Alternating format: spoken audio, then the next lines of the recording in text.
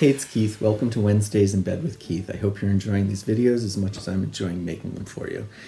So this morning I woke up, and when I start thinking, you can actually see smoke coming out of my ears. I can go one of two ways. I either go this way, which is kind of fun, or I go this way, which is kind of serious. And I'm not exactly sure where today is going to go, but here we go. I was motivated this week and inspired by an elementary school friend who wrote a Facebook post about a beautiful moment in his life that had a profound impact on him when we were in elementary school. And I started thinking about that, and I was wondering if I had one of those moments. And I decided in 5th grade I did. So I was never a confrontational kid. I was quiet, I was shy, I was introverted. And I certainly wasn't going to be one of those kids who got into a fist fight. I couldn't even deal with that. So my mother and I were shopping one day, and Stop and Shop and Bradley's used to be, like two separate stores, and then there was a corridor that linked them together. And when we finished shopping, I told my mom I wanted some bubble gum. And I went into the corridor where the bubblegum machines were, and I put my money in, 2 pieces came out, and these 2 kids behind me said to me, "Give us that gum." And I didn't know what to do, and they were like, "Give us that gum, kid." So I handed them the gum, and I walked away, and I was humiliated and embarrassed, and, I sort of put my hands, on my face, and my mother was like, "Well, where is your gum?" And I said, "Oh, those 2 kids wanted it, so I gave it to them."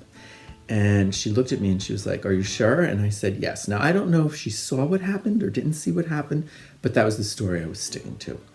So anyway, part of my elementary school years, my mother would dress me kind of like I was Tom Jones or something. Like, literally, she would send me off to school, and I would have on like a Nehru jacket with a turtleneck and a big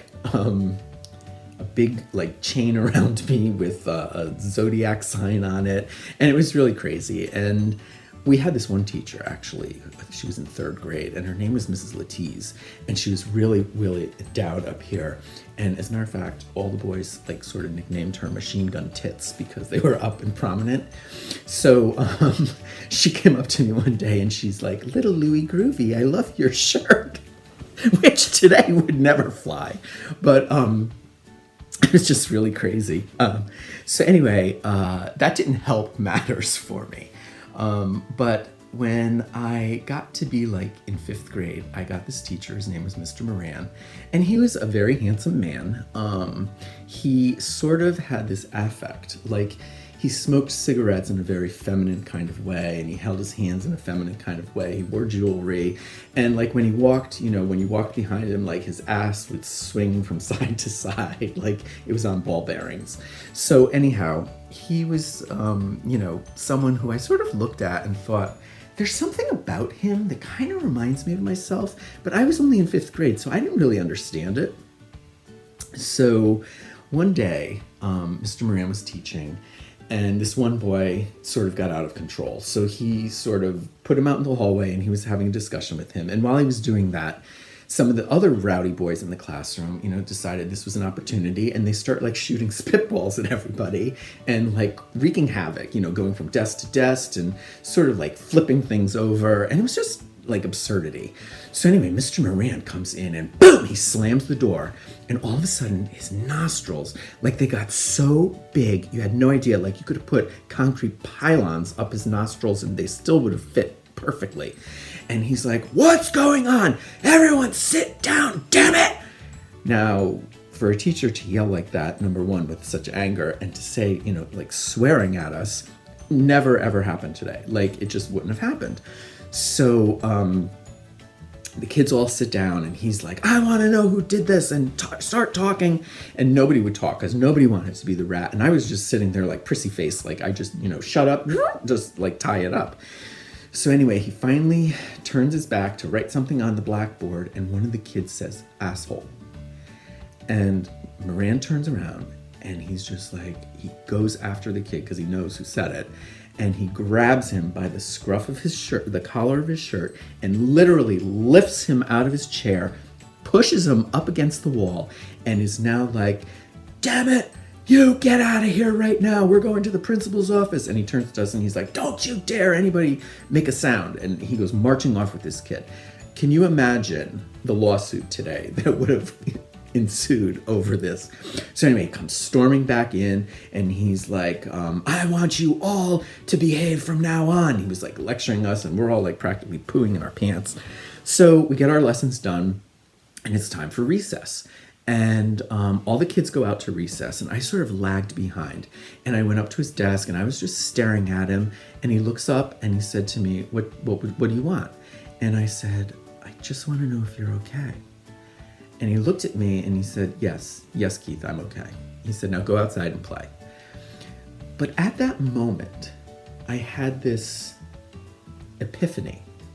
And all of a sudden, this very feminine man who I related to on some level that I wasn't sure of had become my hero. He stood up to the bullies and he had a voice and he took action against their behavior, something I had never done. So on that day, he really got elevated in my mind, almost to hero status, like he deserved some kind of Medal of Honor. So years later, I'm probably well into my 20s, I'm at a gay bar in New Haven. And I look over my friend's shoulder, and sitting at a table of 4 in the corner is Mr. Moran and some of his friends, and they're smoking and drinking. And so I said to my friend, "Oh my God, that's my 5th grade teacher. I'm going to go over and say hello." So I go over and I said, "Mr. Moran," I said, "I'm sure you're not going to remember." And he just looks at me and he goes, "Keith Proto, I was wondering when it would be that I saw you here." So I was like, oh my God. He's like, he knew me before I even knew myself, which was, like so unbelievable. So about 2 years ago, which would be roughly 25 years beyond when I saw him at the gay bar, I decided that I was going to look him up. So I Googled his name and sure enough, there it was. And then underneath it was his obituary. And it just made me so sad. And the thing is, he had died just 1 month prior to me wanting to go and see him, because I wanted to go and tell him this story and thank him without him even knowing that he helped me to become a stronger person. So I guess I wished I had done that sooner. So I really think that teachers can impact us in so many different ways. And I think it's really important that if a teacher has impacted you in some way, that you make it a point to really thank them, because they don't know all the time. There's so many kids, but I think it really must have some really, really good meaning to them to have a kid say, "You know what, you inspired me," or "You helped me through this moment," or "I couldn't be here if it wasn't for you." So to me, strength comes in so many different places and such curious places. And that's what I was thinking about. And so I guess I just feel like without that moment, I wouldn't have become, it sort of set the fire in me to become more self-assured. And, now, today, like if I perceive anything as bullying, or if I perceive some kind of injustice, whether it's on Facebook, whether it's in person, makes no difference. It's like, bitch, have at it, because I'm coming for you with the claws out, and I am not going to stop. I will be relentless until I get the point across, which is totally fine. So I think that, number one, always thank the person who has inspired you, because it's just so important both for them and for yourself. And I think number two, just don't take anyone's crap. You don't have to. And so that moment in 5th grade from Charles Moran taught me to be part of the man who I am today. Thank you, Mr. Moran.